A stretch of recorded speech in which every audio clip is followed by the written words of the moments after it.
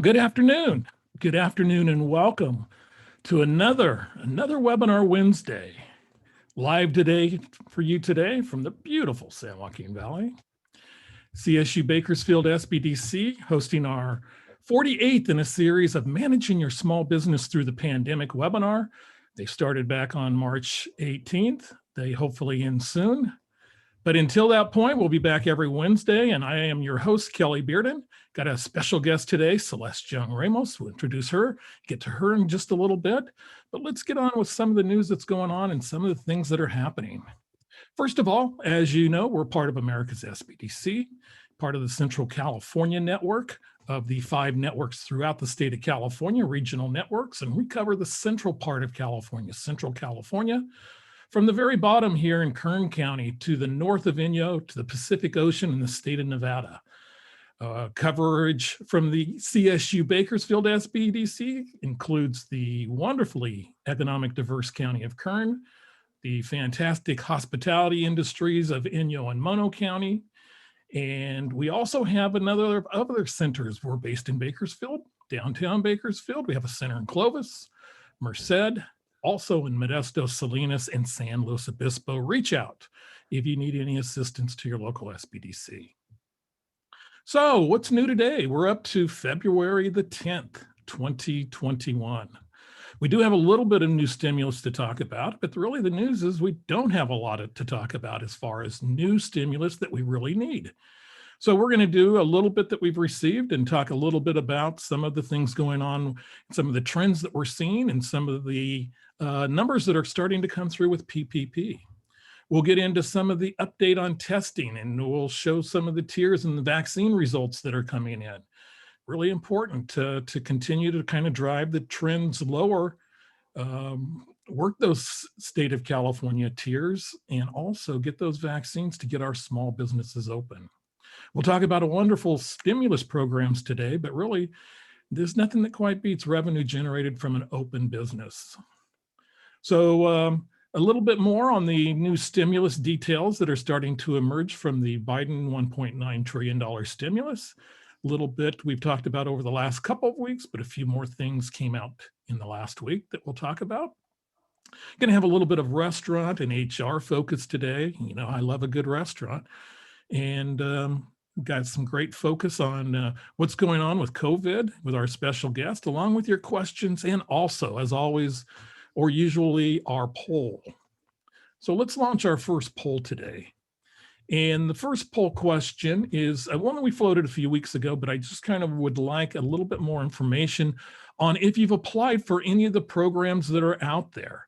And we're talking about PPP second draw, the shuttered venue grant program. You probably haven't applied there yet because of it's not open, but we have it there listed, California relief, or if you intend to maybe apply for the shuttered venue.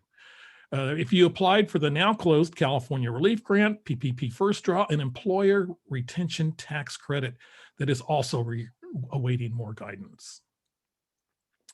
Okay, jump in. You can vote for multiple actually programs, and we have 6 of them, including the wonderful other that encompasses everything else that's not in there. We're seeing a lot of you in for second draw and a lot in the California relief grant program, a little bit of first draw. So we're going to let you vote for another. We have about 64% of you. So let's go ahead and end the first of 3 polls that we have for you today and share those results. And we see that PPP second draw, 63% of you are going to actually apply or have applied for that particular program. So about 5/8 of you are in. California relief grant, over half of you applied. PPP, the first draw, 33%. And also smaller percentages for other, and of course the 2 programs that you hope to apply for someday when we have more information and actually a platform, that's the shuttered venue grant and also the employee retention tax credit. Okay, let's jump to our second poll question today, which is going to be, I applied or still plan on applying for the PPP.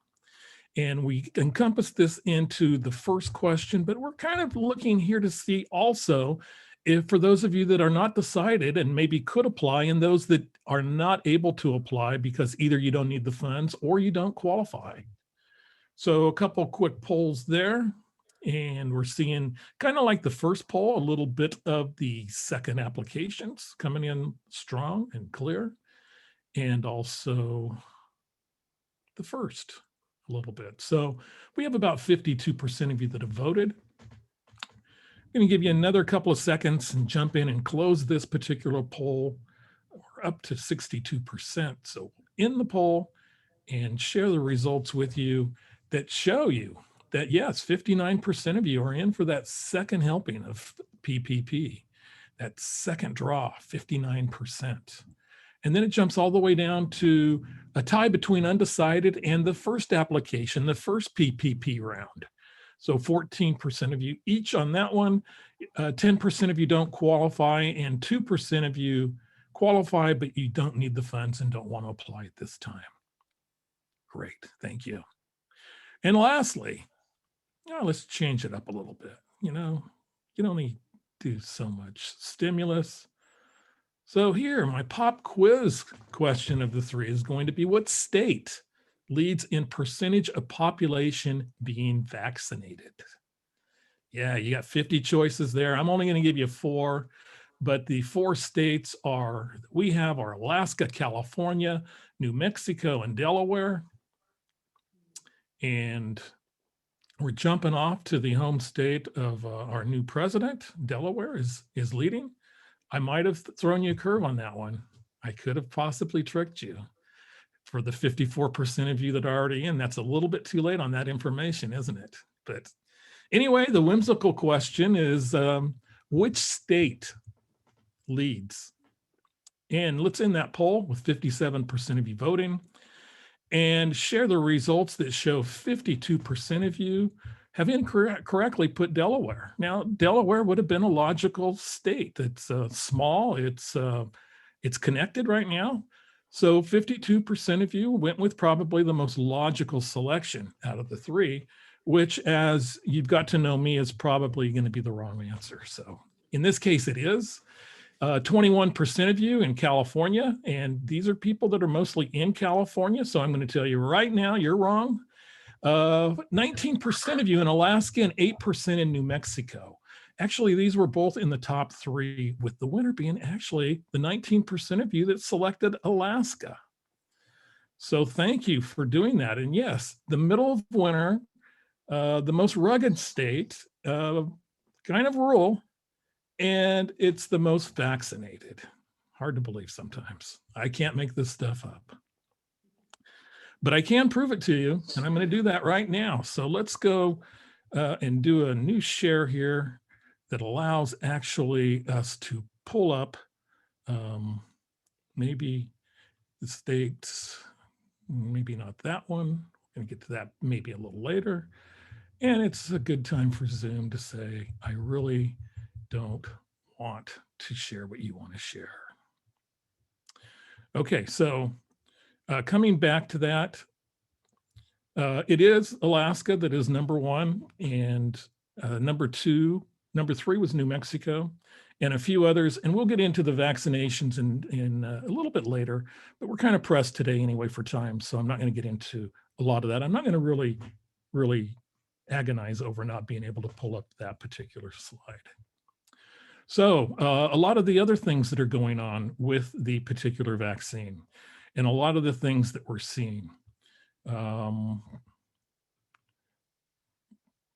just to prove myself correct there, it is Alaska, 15%, West Virginia 2, New Mexico 3. Okay, so moving along and looking at some of the other things, we're going to be starting to talk a little bit about the blueprint, since the blueprint is so vital.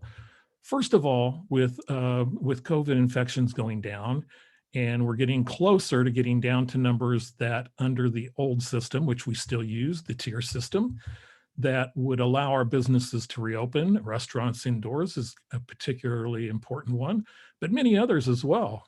We're seeing the numbers are still kind of elevated compared to where they need to be. Here in the county of Kern, we have 31.2 new COVID cases per 1,000. which of course needs to be down under 8 in order to move up to the new level, the new tier. Hopefully these are going to get looked at as we continue to see the rates statewide go down and even nationwide, and the vaccines come in. Hopefully there'll be kind of a revamp of this particular issue. So that's what the numbers that we're seeing for current at this time. Don't really want to see Alameda. Don't care about Alameda. For those of you that are there, apologize for that. But going up the San Joaquin Valley, we do see one red in Mariposa County, and then a couple of other actual moderate counties. But other than that, still 99.8 of the population is actually subjected to the purple tier. Okay. So let's go through a few of these stimulus programs and the status of them, and then we'll provide our new guidance that we got this week. Again, the status of the key stimulus programs. Second draw is open. We'll go through those numbers in just a little bit about where we stand and how much money is left for those of you that still want to get either part of the second draw or the first draw of the $288 billion that's available. We're going to talk a little bit about, but really it's opening soon, and that's the theater and venues. Last week we talked a little bit about that the appointee to lead the SBA, who's not been confirmed, came before the Senate Small Business Committee and talked about, Isabel Guzman talked about all of the crucial programs that need to get going, and really this was the one that really needs to get started, and it was a priority of hers. The employee retention tax credit, which is amended and revised, is opening soon, hopefully, with guidance once it comes from the Internal Revenue Service. And recall that the key change in that is if you received a first round PPP, you could not combine that with the employee retention grant for 2020. That's changed for 2021, and the new rules will be out soon. We still have our EIDL loan program that's open. We're talking a little bit about today about the EIDL grant and the old advance. We'll have the guidance on for just a few moments. PPP forgiveness, we had the easy changes for 150 and under.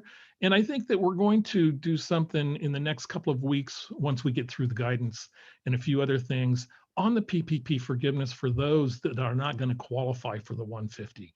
For those that are still looking for forgiveness and are going to need to go through one of the other forms in order to accomplish that. So maybe just a quick refresher on that coming down the road. Also, tax deduction. We found out last week that the PPP funds were now going to be non-taxable, but also they were going to be deductible for income tax purposes on a federal basis, but not the state of California, and then the unemployment for those independent contractors. So your actions are for the second draw, you need to see a lender for both PPPs. Others are going to be opening soon, and your action items on unemployment, if you're a displaced contractor, is going through EDD. So those are some of the things where you might want to take action on some of the key stimulus and what you need to do. As far as the opening soon theater and venue for the shuttered venues program, the $15 billion in grants, that remember is in addition to the PPP. So you either get to select between that or the second round of PPP. And without it being open, it's been a hardship for many of you. Talk to some of those of you with venues, maybe nonprofits and museums that are looking at applying for the PPP too, until they know more about the grant program that's available. So that'll be a portal similar to the EIDL loan, the SBA disaster loan portal that was open. So that'll be through SBA. And those are some of the stimulus. And this is the guidance that we're waiting for. Top of the list is the rules and regulations coming down for the venues and shuttered grants. There is still some more on the second draw of PPP that we really need, and some of the others that we had talked about. So quite a bit of guidance that still needs to come.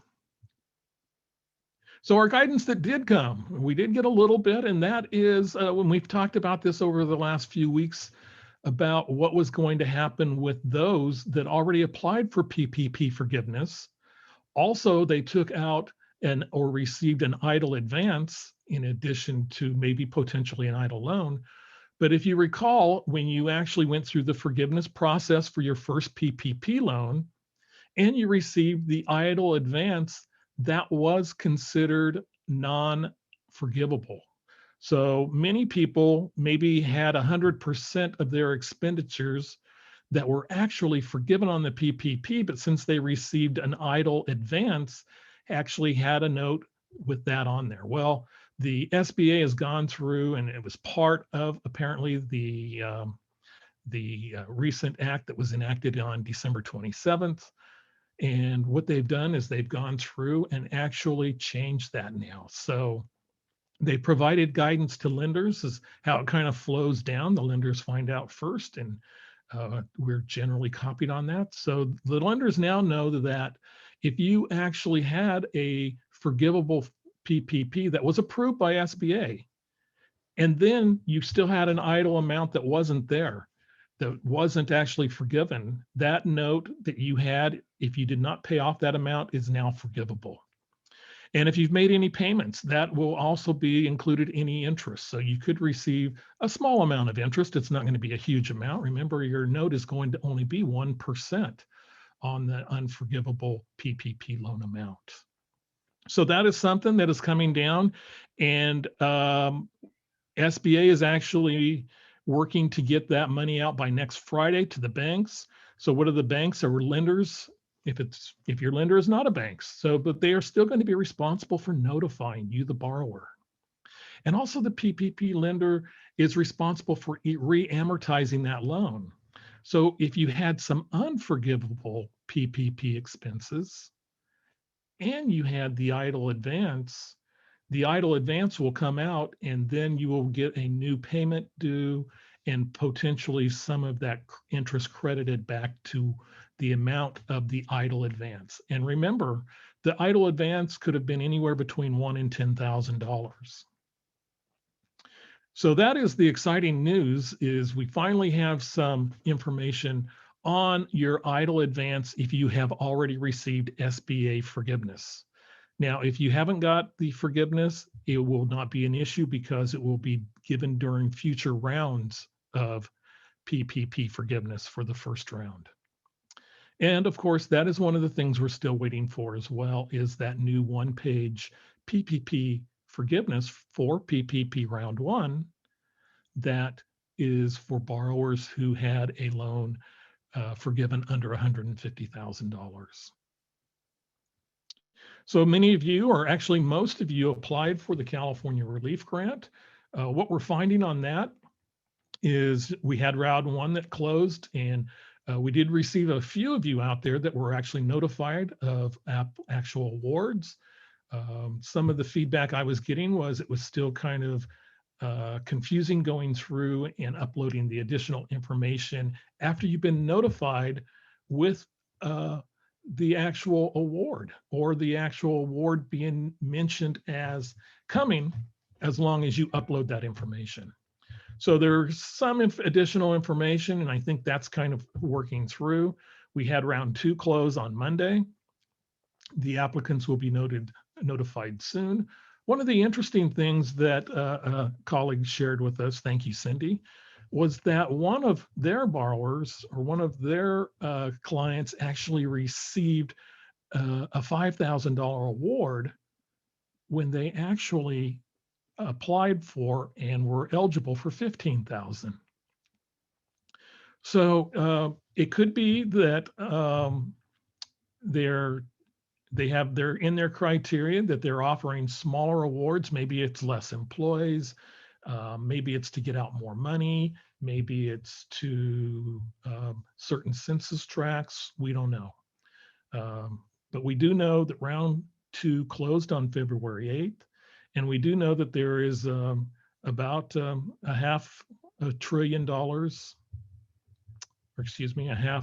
billion, $500 million that's in the California budget that's contingently sitting there until the budget is approved. Nothing's going to happen. But even though the budget would start on July 1, in listening to our esteemed Assemblyman Vince Fong yesterday, it's possible that that could even start early. So there you go. There you go, the update on the California Relief Grant.com. And that is really about all we know. I know it's been, for many of you out there, it's been a difficult or a frustrating process with some of the errors and issues that you've had. What we learn on this is what we hear from you. So what we find out is is the information we get from you and from other sources as well. But that is what we know at this time. So if you're going to participate in any of these newer programs, remember, most of them, if not all of them, require a reduction in revenue. The reduction in revenue goes from 20 to 30%, as little as 20% for the employer tax credit, and then as high as 30% for the new EIDL grants. On the shuttered venues, it's 25%, but they also have priority access for those that are impacted the most. And the second draw of PPP is at 25%. So not getting into too much of this as far as shuttered venues, we'll wait till we have more guidance. But we do know that those of you that can qualify for this, that it is 45% of your 2019 gross earned revenue, or up to $10 million. And then also it cannot be combined with the second round of PPP. So it's a decision process for you, and it's a managerial decision based on your individual numbers if this is a program that will benefit you. Also in the shuttered venue priority is that those that suffered a 90% or greater revenue loss will be the first ones allowed in. So the first 14 days, those that actually only had 10% of their normal revenue, those that only had 30% of their normal revenue and had a 70% reduction will be the next 2-week period, the next 14 days. And then after the 28 days of the first and second priority, we go to those that suffered at least a 25% revenue. And so that's basically a really down and dirty financial analysis in its greatest detail right there. You have employees, your reduction is showed there to be from 200,000 in 2019 down to 20,000, only 10% of that. So you would be able to apply for the first eligible priority, which is the first 14 days. We did have some number of you that have applied already for the PPP, the second draw. We've gone through most of this, and we'll make this available, but just very basically, the things that have changed are there are additional expenses. You can get a larger PPP for restaurant and hospitality industries if you meet that 25% reduction. Some of the other things that are kind of showing is that it also affects seasonal properties. It does bring in new costs, more expenditures that weren't eligible. And this is also, if you recall, going to go back to your PPP1 forgiveness. So these are some costs that originally weren't covered under the forgiveness for your first PPP loan, but they will be eligible to go back if you have not applied and been accepted for forgiveness. You still have that opportunity to include these expenses over your covered period, either an 8 or 24-week covered period that would have ended sometime last year.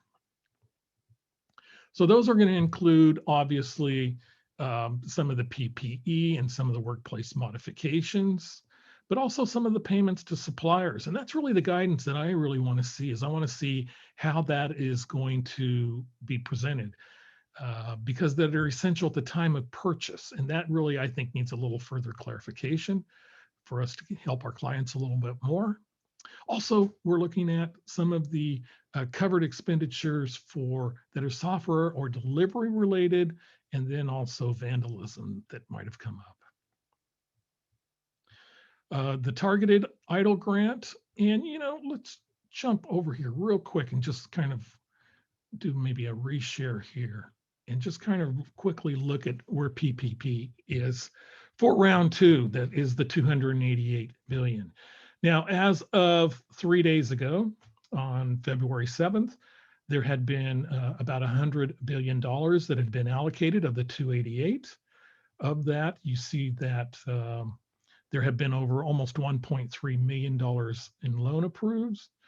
This is getting a little bit interesting because last week our guest speaker shared her experience, and what we were seeing was that, at least at Valley Strong Credit Union, was that they were pretty close between the first draw and the second draw.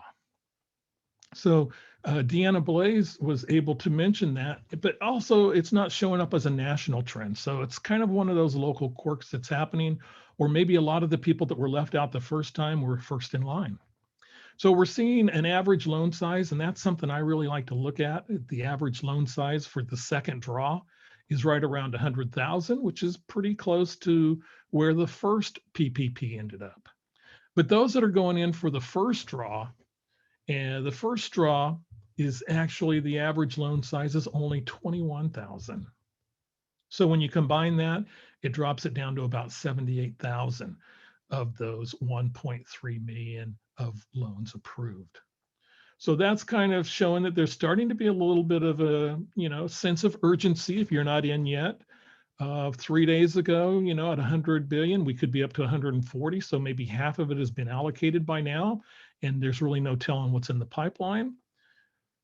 There were some other statistics that we saw, lender types and things like that, but with not a great deal of time, let's just kind of browse through this quickly. Obviously, California is going to probably lead with the loan count and net dollars, which it is doing. And kind of shows you right there the percentages based on the loan size, which was really helpful last time. And one thing that's kind of jumping out here is, if you recall last time, 86% of the loans were 150,000 and less. And right now that number is only at about 38%.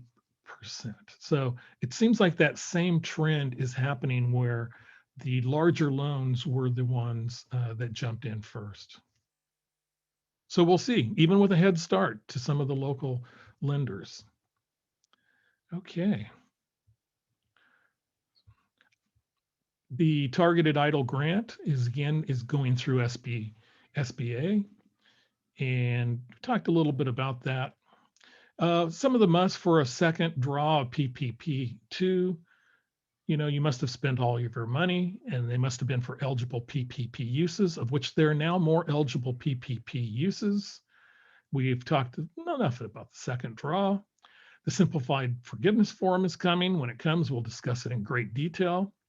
What we know about tax aspects right now, the PPP forgivable loan is not revenue. Neither of the SBA loans that were paid, no 1099s coming there. Taxable issues will be for those of you that received unemployment as a self-employed individual. And then also, we mentioned the old idle advance no longer needs to be repaid, and now we're seeing that it's going to be repaid back. And the tax credit for what we hope will be a good program for many of you that are out there. And let's move along to our special guest today. Very pleased, excited to have Celeste Young-Ramos. She's the founder of the Restaurant Success Center, which is a restaurant human resource consulting firm. It's such a dynamic pair to be able to have that restaurant experience that Celeste brings in operations and in franchising, but also the human resource side of things, because in restaurants, you see a few that are kind of quirky of HR rules and laws that we're going to go over today. And so Celeste has been able to attract a lot of clients to the Restaurant Success Center with her 20 years experience as human resource manager and franchise director for Denny's, and is also for over 3 decades in the food service industry, a graduate of Brigham Young University. Celeste, welcome. It's great to have you here. Take it away. Well, thank you, Kelly. I appreciate being asked to come and share today. And I love the Bakersfield area, so I'm glad to be here today. I'm going to get my slides ready here for you, and we'll get to sharing. It's taking just a moment here for it to click over. There we go. Whoops. Oops. What went to you? I short-circuited you. Go ahead.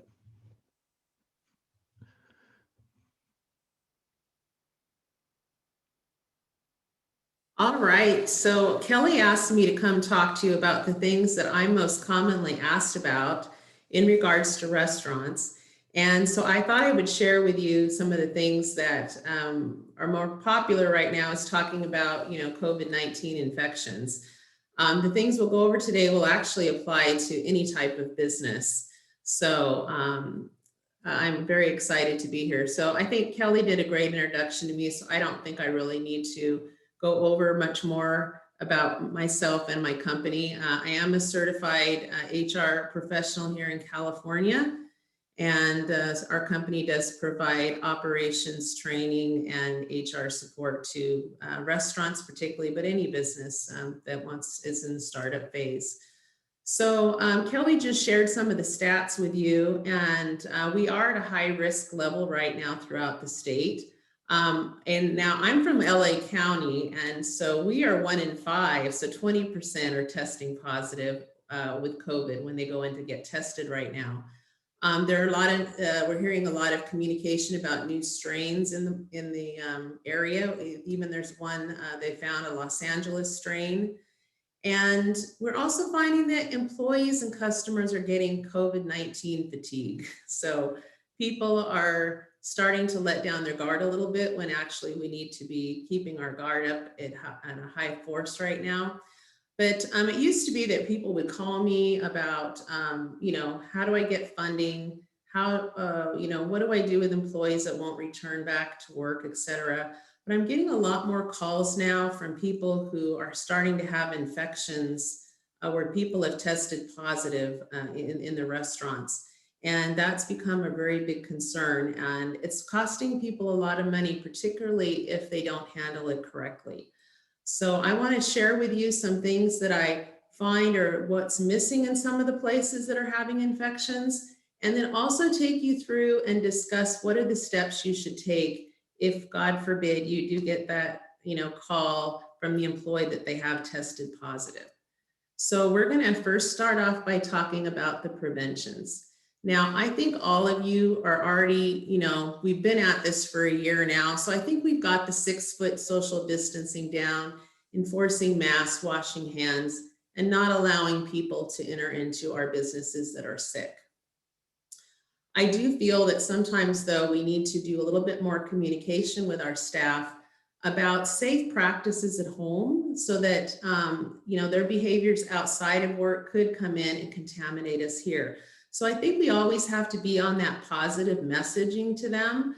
When you hear employees, talking about things that they've done where you feel might be unsafe, like going to large group activities or things like that, I wouldn't directly address them and call them out on the carpet there, but it would be a signal to me that I need to start having more conversations with the team, maybe having a team meeting just to kind of bring everyone together and remind us that we're all a family, and actions outside of our family unit here at work can also affect us. So, and pretty soon we have the vaccines coming out, and we're going to have to send out a message for those as well, because statistics are saying from surveys that only there's 25% of the employees at businesses are saying they're not going to get vaccinated.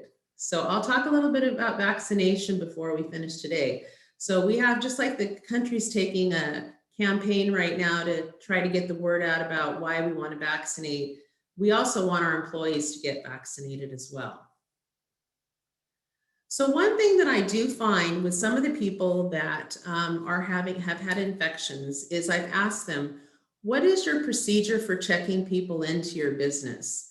And really, it's been very hit and miss. And so I wanted just to share a few things. The most, what the health departments really suggest is that you have an employee check-in log.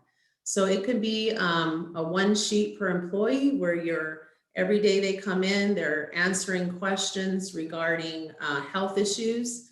They're putting their signature, and a manager is also putting a signature that they've checked in. It's not like this is, you go sign the book and nobody talks to you or really checks, because there's a lot on the line if we allow a sick employee to come into work. So they recommend that you have this book available. If you need help with that, this is something that I could help you with as well if you contact me. And that you also have corrective actions, so that if you see if someone does have a temperature or someone does say that they tested positive, that there's a process in place to have them leave the building and to notify the management, or if they're not the head management, so that you can take the next steps to protect the rest of the staff. So in this employee checklist, you want to have what are some of the symptoms listed that are typical with COVID-19.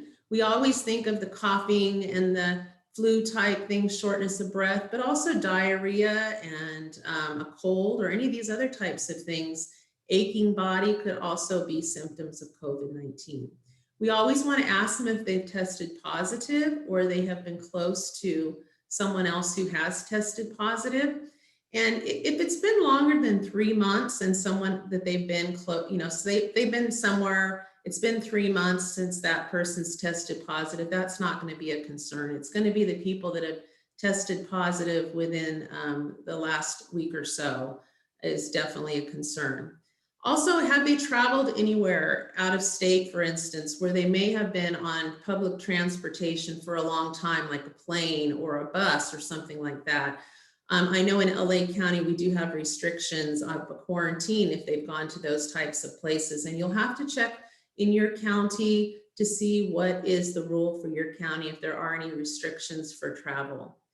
And if you do temperature checks, you want to make sure that if their temperature reaches over 100.4 degrees Fahrenheit, that they're excluded from coming to work that day. And of course, if you have checking in someone and they're coughing and they're sneezing and, they have the symptoms, a lot of employees don't want to, they want to work. You have to make the call whether you're going to send them home, and if you do send someone home after they've been asked to come to work, you do want to pay them reporting wages. That's a California law. So if you have someone scheduled, they come to work, you have to pay them for half their shift or a minimum of 2 hours. So if they work an 8-hour shift that day, you'd have to pay them for at least 4 hours. And if they worked a 3-hour shift, you'd have to pay them at least 2 hours. So the CDC has some really great tools. Like these are some charts that you can get offline that you can put in this book that you can have, where the employees have to look at this and read it and say, no, I don't have any of these symptoms and I know I need to social distance and do these things. I have the link here for you on the bottom if you'd like to take advantage of those. Are all free of charge. And like I said, make sure that your area, if they have any mandates on required quarantines after travel, that you also put that in place on your checklist. So those are kind of the main thing that I see, that if you do that checking, and you can even talk to your people about self-reporting, they should call you and let you know before they come into the business to let you know that they're sick, so that they don't contaminate everyone. And it's also recommended that the check be done near the door if possible, because you don't want them to be traveling through the whole restaurant while they have symptoms or they have a temperature and stopping and talking and contaminating others on the way. So you could always have them call you on your phone or cell phone when they report to work. You can go out to your reporting station and check that out. You want to keep things very confidential too. So if someone does have a high temperature or they do report to you that they are sick, you want to keep that on a need to know basis among the management and the owners of the restaurant or business. Other employees should not be aware of it. All of the issues with COVID-19 are protected with privacy rules for HIPAA. So you need to make sure that when you communicate things, that even among the staff, that you don't attach names to it. Now that employee may go and talk to everybody and share it, and then that's their own deal, but you don't want to be the one that's spreading the information. So some people are asking me, what's the difference between quarantine and isolation? So quarantine is keeping someone separate who may have been exposed, but they don't have COVID yet. We don't know. Maybe they're in waiting for their testing. Isolation is where you actually know the person is infected and they're required to stay away from others, even inside the home. And, there are cases where people have gotten COVID and still other family members living in the same household have not contracted it because they immediately started wearing masks and they started separating the person who's sick into their own room, also having them use their own separate bathroom if possible, and also making sure that if you have a pet, that the pet isn't going back and forth between the person that's sick and the rest of the household. Pets haven't been proven to carry it and cough it and cause us to get sick. But when we're up there cuddling them and kissing them on the nose and all the things that we do with our pets, we might get it on their fur and things, and it could transfer to the next person who's doing the same thing. So it is very important if we have an employee that does get sick that they do know some of these rules so that they can contain the infection in their household and not go out into the community. So I do have a little ebook on that. So if you'd like to get that, I can always supply that to you if you email me, and I have my email in the chat box. So let's talk about what you should do if you get that dreaded call that someone has COVID. First off, I want you to, really don't jump to conclusions. I've had some business owners who have scared off their clients before they even know there's a COVID infection. One person told me that they had started getting some sniffles and runny nose themselves. So, they just automatically jumped. Oh, I'm working in this room that I guess has a light that turns on and off after so much time. Oh, there we go. I moved. There we go. So, they told all their clients, I might have COVID. She put it all over her Facebook and Instagram. Then she went and got tested and she didn't have COVID, but she scared all the clients off. So I would definitely not announce to the general public that you're closing for that unless you have had it tested. Another client told me that one of their employees had told them that they were around people that they got notified and tested positive. And so he closed the restaurant, sent everyone home, and then started testing everyone. It took days for everyone to get tested, and then found out that the guy wasn't sick. So, you do need to use some common sense. And, if you're not sure what to do, you can always call for support. But you want to make sure that you have information verified accurately before you go and close everything down. So if you do find out that someone has it, they have tested, they have, sent you the thing from the doctor, I'd always ask for that they have to send proof as well, because there have been some scams where employees have said that they've had COVID so that they could take advantage of the paid sick leave. So you want to get that from them. And then you want to start getting some information for them so you can do some contact tracing. So you want to find out where they worked within the last 14 days. So you pretty much know their schedule that they were with you, but you also need to find out, did they work anywhere else? Because they might have contracted it and spread it at that other location as well. So map out where that employee works within your location. For many of you, we're just in a small restaurant, we're in a fast feeder or a mini restaurant where it's not very large. They might be, everybody's within feet of each other. So you could easily be passing it to everyone. There are other organizations, if you have auxiliary offices where people never even come in contact with the restaurant. So you'll just need to find out where they are. I know my husband's business, he goes in occasionally to an office building and someone got it on the 3rd floor. So, it was a far enough distance that they didn't feel that there was contamination. And then list all the employees who've had contact with that infected person, because we're going to need to contact them and let them know the next steps. So you want to remove that employee from the workplace and from the schedule, and then close off all the areas that they may have worked at until it's been disinfected. And I'm going to go over some more rules about the disinfecting process in just a moment. The other thing you need to do is the health department generally requires that if you have 3 positive cases of COVID within a 2-week period, that you have to report it to them. We recommend that if you have any instances that you contact the local health department to inform them, but also use them as an excellent tool to help you to determine if your plan is sound. Because we want to make sure that we're not causing a spread among the employees. And, if we have an employee that has it, then, typically right now during COVID, for every one person that gets infected, they're infecting one more person. So that's why also talking about those rules at home are going to be very important so that they don't let the spread go further out into the community.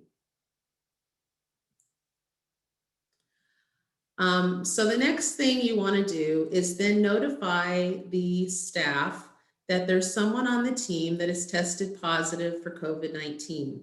You want to send them out in an email. If you have emails, if you don't have an email, you're going to want to call, but you're not allowed to tell them the name of the employee, even though they might try to ask you. And of course, if you're in a small work unit, they're going to figure it out when someone isn't there for an extended period of time.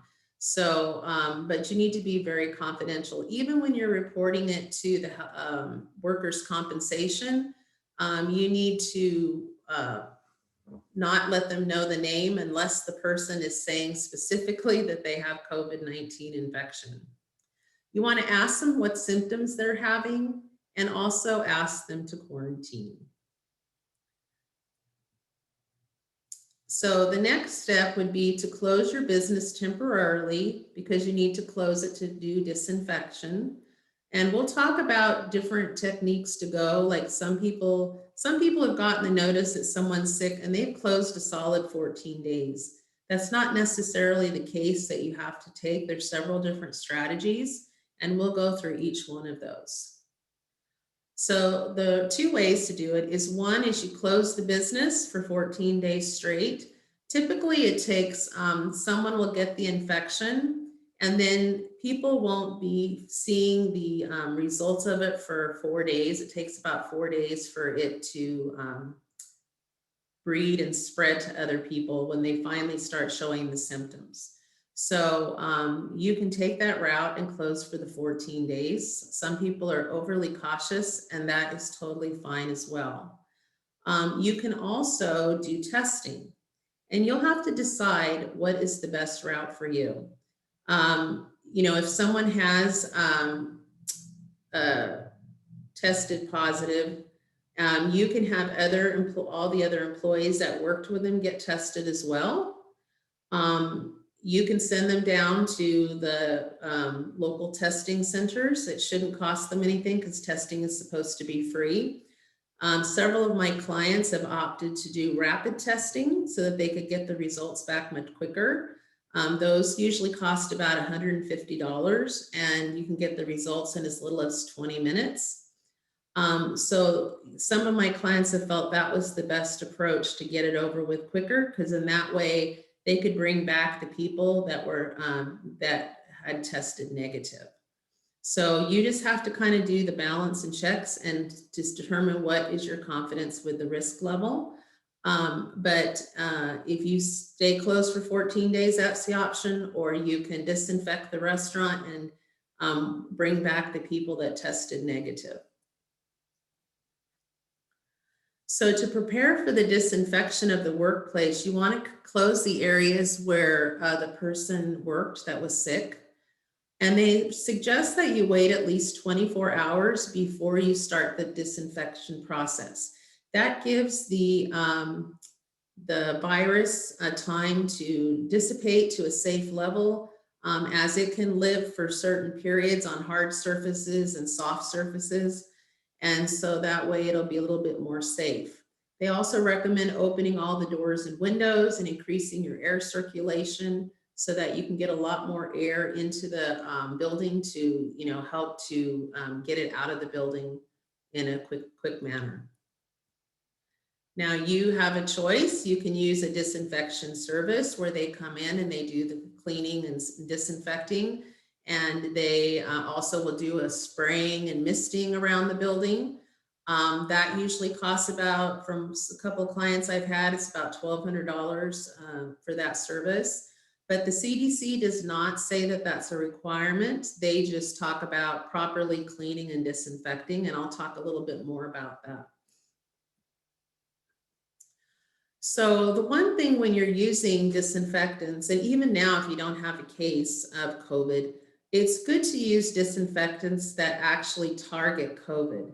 So the Environmental Protection Agency has a website called the List N, and I'm not really sure why it's called the list letter N, but they have a list of all the disinfectants that are approved to be used for COVID-19.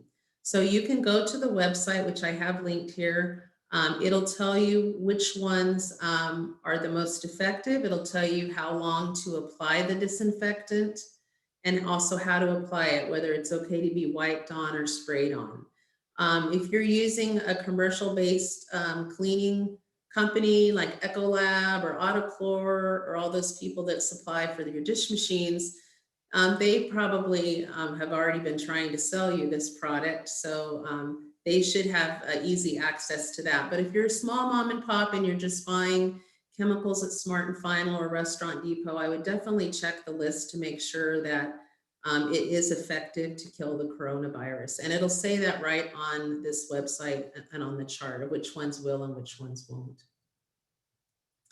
So if you decide that you're going to do their own cleaning of the restaurant or business, you need to have your team make sure they wear a mask at all time, of course. Right now, everybody's talking about double masking. That might be something to do when you're, particularly during this cleaning process, because you know that that person has been in the restaurant with COVID. Make sure they wear gloves. And that they, after they clean, they take off their uniforms, and if they go home, they change their clothes and take a shower right afterward. Some people have even using those little white suits that you get like at Home Depot for painting. That might be something you invest in when they come in to have you do your own cleaning. But to need to make sure that they thoroughly clean everywhere, windows, seating, check your manufacturer's, cleaning requirements for your soft surfaces and things, and just really do a very thorough job. It definitely needs to be cleaned, rinsed, and then the disinfectant applied. And you also need to pay close attention to shared tools. A lot of people may be using the POS system, of course, in a restaurant. Everybody's sharing that. That definitely needs to be clean. But in your offices, I would have sanitizing stations everywhere, and it should be everyone's job as they leave, they clean everything that someone else could touch. And when they come in, they clean everything as well in case someone was lazy on the outgoing end of it. One question comes up, is food safe if workers are exposed to people that have handled the food that are COVID-19? And the answer is yes. There's no evidence of food or food packaging being associated with transmission of COVID-19, regardless of the status of the worker in the plant. And the FDA does not anticipate the food products will need to be recalled or withdrawn. So that is a positive for us. I do see some questions coming in, and I'm going to take those right at the end because I am getting close to the end. But if you have questions, please make sure that you get them in. I'll be glad to ask them. So the next step after you've done the disinfection and everything is that you do need to report the injury to the workers' compensation administrator. So testing positive for COVID is considered a workers' comp issue. If you're in doubt, I would always report to the administrator and have them help you to figure it out. There is a form on the CDC website that they are saying that should be submitted with the workers' comp claim. I have it here for you if you'd like to take a screenshot of that, or if you get the slides from us or watch on demand. It's just a lot of simple questions trying to track down where the exposure may have happened and the times and dates and things that they've worked. So they did pass something called State Bill 1159, and this created the reporting requirements for employers with workers' comp. So if you reasonably know that someone has tested positive for COVID-19, you are supposed to report it to your claims administrator within 3 business days by email or fax. Your administrator may also take phone calls, whatever their procedure is, you need to check with them. And a lot of the workers' comp companies actually have great resources on their websites of what to do for COVID-19 positivity issues. So I would definitely ask them. And it's always a good thing to ask them ahead of time so that when things happen, you have some knowledge about what to do and you're more prepared, because you're already going to be nervous and stressed, and a lot of things have to come together very quickly. If you fail to report that someone has COVID, it's a $10,000 penalty, or if you intentionally submit false information. So earlier in the last year, Governor Newsom had passed a bill that you were automatically, if you worked somewhere for 14 days prior to your COVID illness, it was considered an automatic workers' compensation injury. With this bill, they have made a little bit of an adjustment to this, so you can present a case that they didn't originate from work, and that it wasn't caused by a work issue. So I would always, if I'm hearing employees that are talking about going to the wild parties or doing risky things like traveling out of state, not in their car, but in public transportation, I would definitely notate that down somewhere so that if later something does come up, you can use that in your defense. Also, when people become sick, you need to make sure that you provide them sick leave. So everyone has paid sick leave through the state of California if they've accrued enough hours. So that should always be made available to them to be used if you send them to be tested, or if they have COVID-19. Prior to December 31st of this last year, there was a federal coronavirus paid sick leave. A lot of people I talked to weren't aware of it, but it was available to help pay the wages for your employees that were out sick with COVID or were taking care of people with COVID. I am going to go over that a little bit because even though it expired on December 31st, 2020, it still is available. You have the right to extend it until March 31st if you need to. And what was happening is all of the people that I had talked to, they had just like, I'm sorry, you can't come to work for 2 weeks and go file for disability. Well, state disability takes time to get, and state disability was not going to apply. They had this COVID paid sick leave. So, so some of those employees just didn't get any money for a couple of weeks, and, we don't want to damage them any further. So I would take advantage of this paid sick leave, which I'll talk to you about. And the other thing is whenever they're out on leave, show them concern, check in with them. The worst thing, for any employer is that we have them and we don't we take care of them. They feel unappreciated, no one called. That will go a long way in getting them to cooperate with things that you need them to do during this time. So here's the information about the Families First Coronavirus Response Act.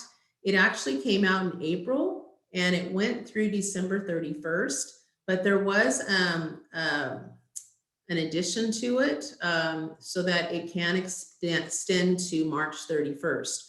So what it did was it gave anyone that was sick with COVID or was having to quarantine while they were getting tests because they came to work and you said, I think you've got COVID, you need to get tested. It gave 10 days of sick leave up to 80 hours at regular rate of pay. Also, it gave 10 days of 2/3 pay if an employee was unable to work because maybe they had a child with COVID and had to stay home, or a school was closed and they couldn't come to work. They didn't have any childcare that could take care of it. And this was capped at $511 a day or $5,100 for the 10 weeks. That was the most that could be paid out. You know, if you had a very high earner, that was the most that was going to be able to be done. In this law, they also had a provision for up to an additional 10 weeks at 2/3 pay where employees who'd been employed at least 30 calendar days needed to be off to take care of their child who may have been in school. So that one, if you had under 50 employees, you could possibly have it waived if you could prove it was a hardship. You know, when I saw this, I was like, holy cow, how does an employer pay for this? We're already struggling. Well, how this was going to be paid for and can still be paid for is through applying for it through your quarterly payroll taxes. So the taxes that you set aside each quarter to send in on behalf of the employees, you can reserve that amount to pay for the time that people are out with the COVID illness. You do want to document it, you know, exactly, here's the schedule they were supposed to work, here's the days they missed, here's the doctor's note, or if you've sent them out for testing and it's been a couple days because you used a slower method of testing, you would probably need to make a note for there. So if you were supposed to send in, say, $10,000 in payroll taxes, and you had $3,000 worth of payroll that you had for people out with COVID, you would just submit your $7,000 and retain that $3,000. Now, if say your whole crew was out for the full 2 weeks period and you didn't have enough money to pay them for that payroll, you could fill out IRS Form 7200, and this would give you an advance payment from the IRS from payroll taxes. And they would just keep it from future payroll taxes. So this is money you're never going to have to pay back. It's all dollar for dollar. So whatever dollar you pay out to the employee, they're going to give it back. And they're saying they're giving it back very rapidly. You fax this form in, and I have the links here for you to go to. So at the end of this year, the consolidated, there went my light again. This time it doesn't look like it's coming back. The Consolidated Appropriations Act occurred, and they extended this to March 31st. So this is voluntary. You can decide to use it if you want. You don't have to offer it if you don't want to. But for me, I think, hey, if it's free money, let's take it. All right. So the next thing is, when can employees return to work? So if they're sick or have tested positive, they can return to work if they have met the following conditions. They have not had a fever in the last 3 days without taking fever-reducing medication. Their symptoms have improved, so they no longer have the shortness of breath or the cough or the sneezing or whatever is associated with their flu. And it's been 10 days since the symptoms began. The other way they could come back early is if they've had 2 negative COVID-19 tests. So you could send them out once again to the regular place, or you can go have arrange to have the rapid testing, whichever you'd like to do. Now, for cases of reinfection, if someone has gotten COVID, we all think we're immune to it. And that possibly could be the case. It's a little bit early to tell. From prior viruses, there have been some infections expected, reinfections. So we want to make sure our employees don't let down their guard thinking, I've had COVID, now I'm safe. It doesn't work that way.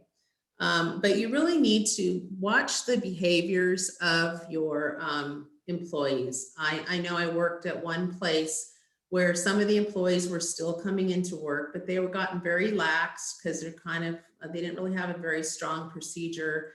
And out of 7 people, 4 of the employees had gotten COVID, spread to their families, and one of the employees' mother passed away. So it's very unfortunate. We always have to be on the guard. And if we're assigning members or managers on our teams to like do the check-ins and to enforce things, we really need to make sure that they're doing it, that they don't just stop and get lazy about it. Or if they're not comfortable confronting people about behaviors, we want to make sure that they have that skill to say, hey, you've got to put your mask on even when they don't want to do it. All right, so vaccines are coming. We're starting to see that they're coming. It's been kind of a slow rollout. But the question comes up, can I require my staff to take the vaccine? And the answer is no, you cannot mandatorily require it of everyone. Because there are some situations where it could be a violation of people's religious beliefs. Some people may have a medical condition that will not allow it.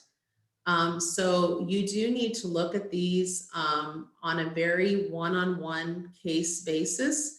And if you have some people that are refusing, you can always get HR support from your HR company to help you to navigate through it. The one thing we have to be careful of is we don't want to have people get discriminated against or feel discriminated because they've had COVID. And I have seen that in workplaces where, someone's gotten COVID, they've gotten 2 negative tests, they've come back to work, and everyone is like skirting around them, won't talk to them, won't look at them, gossiping, whispering, et cetera, et cetera. We have to be very careful of that. We don't want to have a discrimination complaint arise. We don't want bullying to be occurring because of that. But we do need to, be educating our staff on what's the right way. So it would be good for you to create a vaccination policy, which provides a way for people to ask for an accommodation. So an accommodation might be they work on it. If you're in a business, at restaurants, it's really hard because you're always kind of all together in a smaller space. But if you have a different type of business, an accommodation may be that they come in on a later shift, or they may be able to work from home if it's not something that has to be done in the office or in the workplace. So all of these should be done on an individual basis. And some people may ask for religious accommodation because they don't believe in vaccines or things like that. You need to take it seriously and look into it. It's kind of out a little bit still on how you're going to determine, like I know we're going to be getting vaccine cards, almost like a vaccine passport. Will that be something that you can request employees to provide? The answer is still a little bit, we're waiting to see and get more direction on that.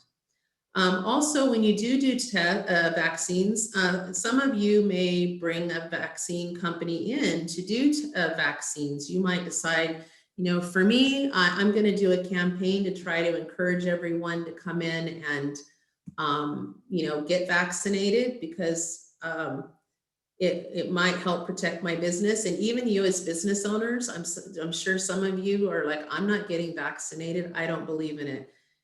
Everyone has their opinion. I would just say, we're kind of in the early stages. Let's see what science proves and how things go. Right now, the government's saying that the vaccine is going to help protect us. It might not protect us completely from getting COVID, but it looks like the efficiency, or I can't remember the word they're calling it, a fast C, I can't say it right today. At least if we do get it, we may not get to the severe levels that we die or things like that. So some people are having a little bit of a negative reaction. And some of the people that have high allergic reactions to things anyway, those people have to take special care and should definitely consult with a doctor. A lot of times there'll be questions asked before taking the vaccine about health conditions and other health issues that you may have. So we don't want to get involved in that as an employer because it could make, it could violate their HIPAA rights. So if you do decide to have vaccinations done that you're trying to coordinate, I would bring an outside company in to do it, or have them go to an outside agency to have it done so that you're not involved in asking these private health questions. And you may also need to consider the timing of the shots, because some people may get a slight reaction to them. They might actually get the symptoms of COVID for a day. So you probably wouldn't want everyone taking all the shots on the same day, because the next day there might be a small percentage of your staff that do have the symptoms and won't be able to come to work. But be careful of discrimination practices and be consistent. Whatever your policy is, you need to make sure it's enforced with all people, and that everyone is given access and everyone is being held accountable to follow the rules so that you don't run into discrimination complaints. Like I said, I do have the employee home care book that we could send you, and we'd be glad. Well, I guess you have this on demand, so you do have the slides available to you. And here is my contact information with the Restaurant Success Center. You can call or send me an email. So with that, I'm going to stop the share, and I'm going to go over and look. I saw we had some comments, but I'm not sure if they were questions for me or if they were just things that were being put into the chat. Well, I think we have a little of each, Celeste. So I'm gonna jump in and start in our chat box, and we'll handle these together. The first one is going to be on the PPP, and it is the second round of PPP, 25 loss in any quarter. And yes, that's correct. Compared to 2019, any 25% reduction in any of the 4 quarters, if you were in business all 4 quarters, will qualify, just one of those 4 quarters. Now, if your business started before February 15th, 2020, then you are eligible to actually compare the first quarter of 2021 against the quarter that you started in the first quarter of 2020. So that is one concession. If you started your business later in the year, then it's only when you were open. So if you started on October 1st, it's only going to be that 4th quarter that you can compare to. So got that one. Just to make sure I'm correct, we applied through the SBA for the California Relief Grant. Can we also apply for a second round of PPP? Actually, your California Relief Grant was through the Governor's Office of Business and Economic Development, or GoBiz, through their portal partner in Lindustry. So that was actually through Lindustry. But the key thing in all this is, yes, you can apply for both the California Relief Grant and also the second round of the PPP. See if there's anything else here in chat, and we'll move to the question and answer box. And okay, let's go to Q&A. Stop that share. Okay, in the question and answer box,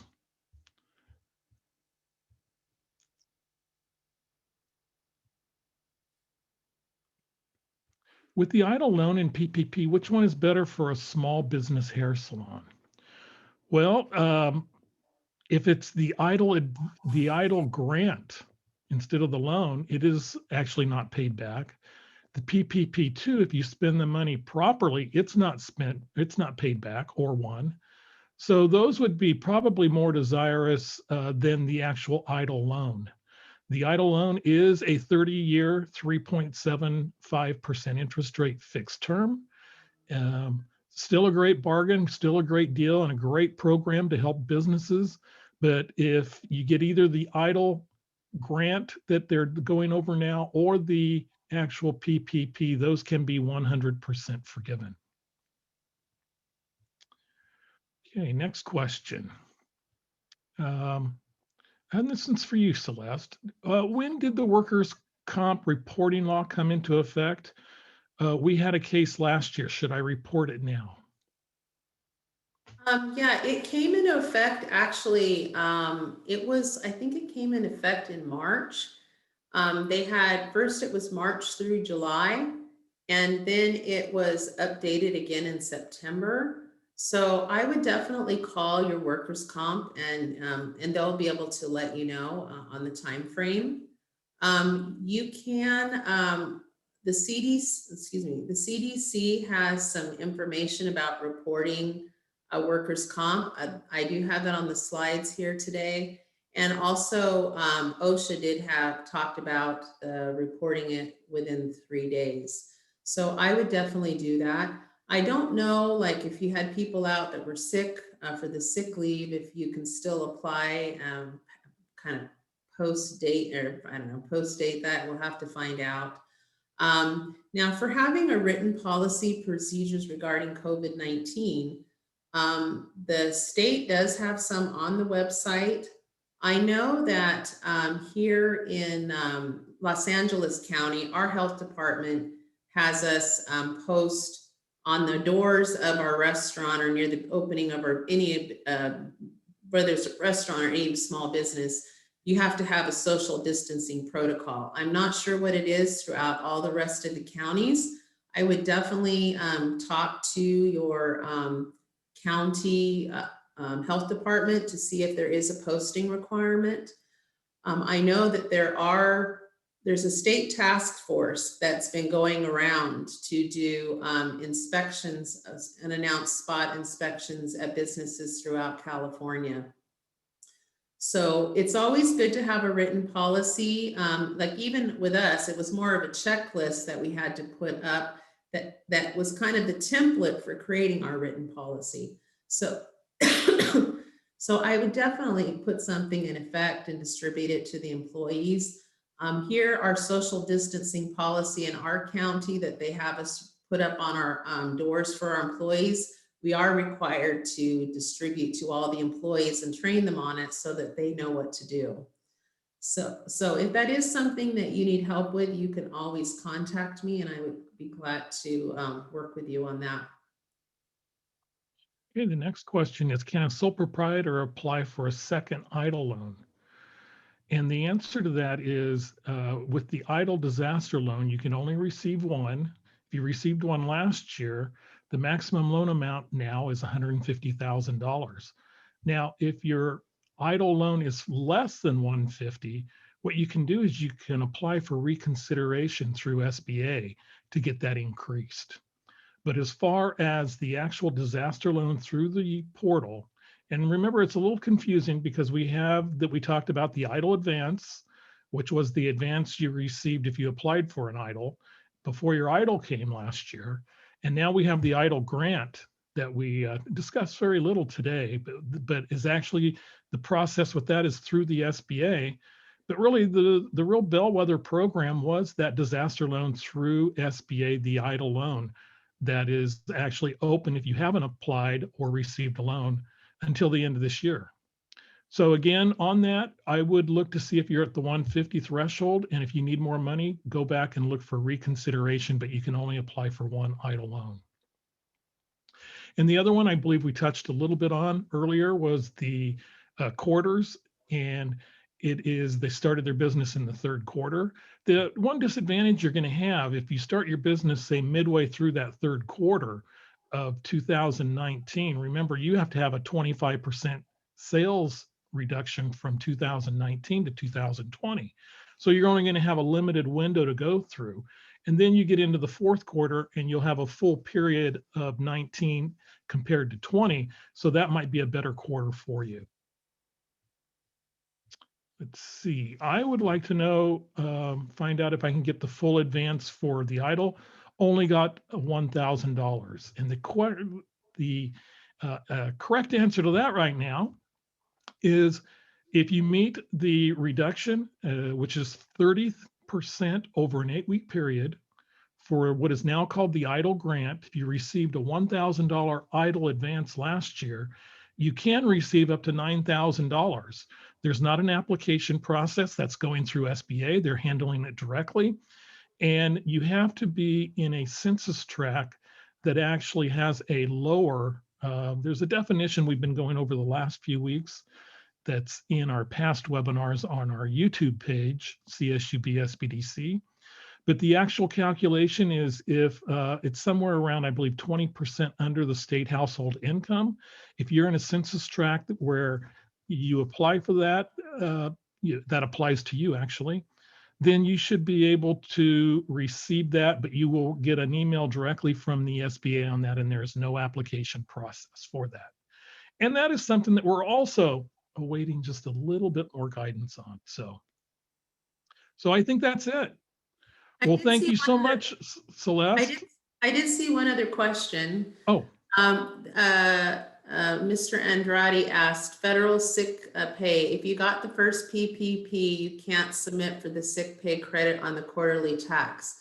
You can't submit for it during the period that you're counting for your PPP, but if it's outside of that time frame, if you've already had used up your PPP, you may be able to submit for that.